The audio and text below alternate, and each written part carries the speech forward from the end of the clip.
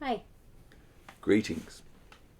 In Ray Franz's chapter, Governing Body, this is now page 55, he's just been discussing how Charles Russell and his wife, Maria, were originally the leaders. They were undoubtedly the Watchtower.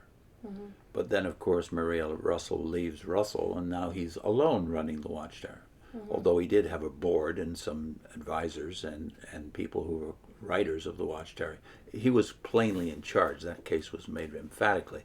Mm-hmm. And now he's talking about Rutherford taking over. Did anything change? Did it become more democratic? Was there a governing body visible? Obviously not during Russell's reign. Would a governing body become visible under Rutherford? Mm-hmm. He says at the annual corporation meeting in January 1917, Rutherford was elected to replace Russell as president.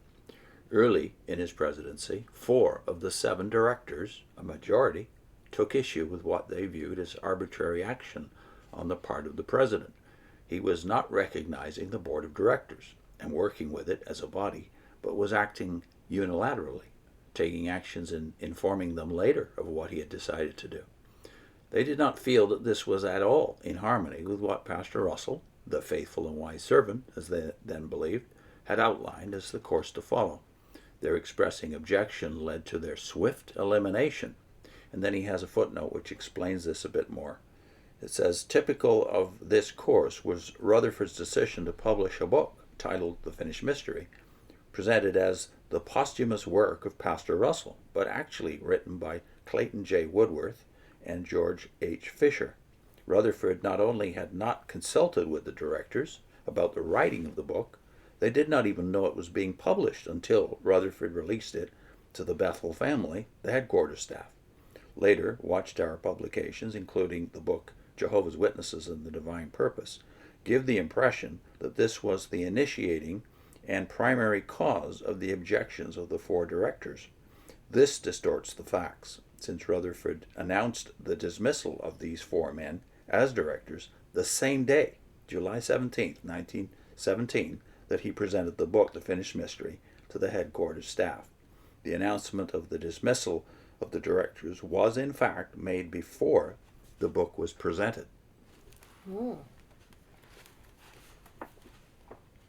Rutherford found that, though they were personal appointees of C.T. Russell as directors for life, the directorship of these 4 had never been confirmed at an annual corporation meeting.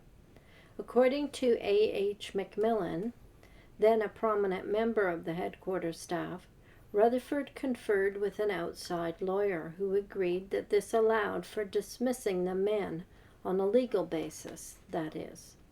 Rutherford thus had an option. He could acknowledge the objections of the majority of the board and seek to make amends if he had viewed these men as the majority of a governing body of the kind described in the 1971 Watchtower. He would have been morally bound to do so. Or he could avail himself of the legal point mentioned and use his presidential authority to dismiss the directors who disagreed with him. He chose the latter course, appointing directors of his own choice to replace them.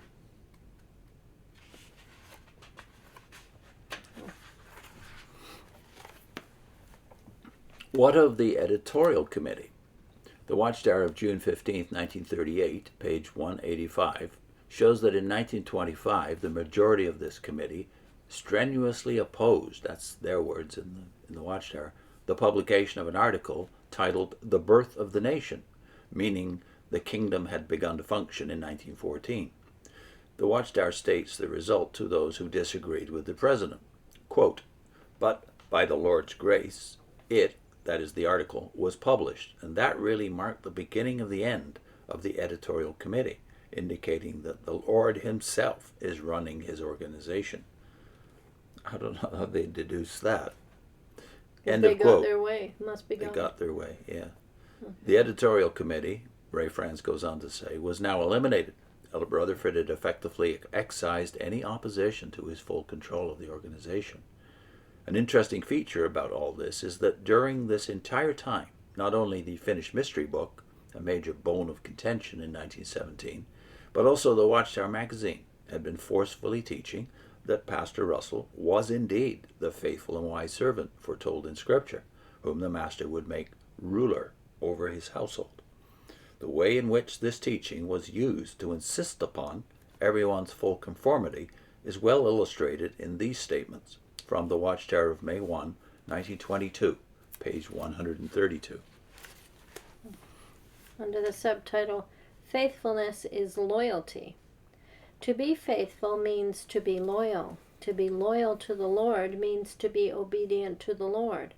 To abandon or repudiate the Lord's chosen instrument means to abandon or repudiate the Lord himself, upon the principle that he who rejects the servant sent by the Master thereby rejects the Master.